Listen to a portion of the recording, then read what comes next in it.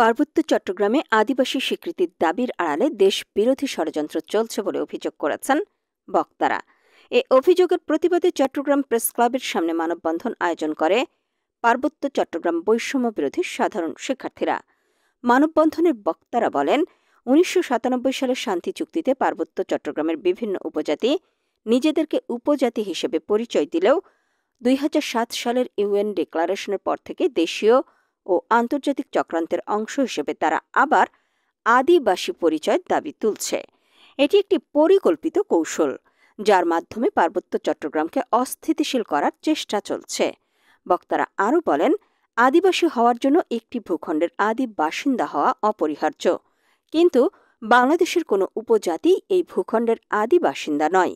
তাদের উৎপত্তি মিয়ানমারের আরাকান, ভারতের ত্রিপুরা ও অন্যান্য এলাকা থেকে।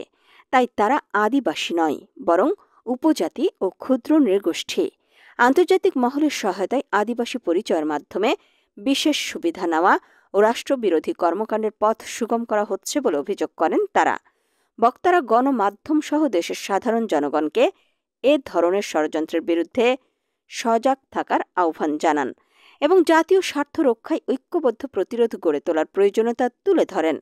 উল্লেখ্য, সাম্প্রতিক সময়ে পার্বত্য চট্টগ্রামে আদিবাসী পরিচয়কে ঘিরে বিতর্ক পুনরায় তীব্র আকার ধারণ করেছে, যা নিয়ে স্থানীয় জাতীয় পর্যায়ে আলোচনা সমালোচনা চলছে।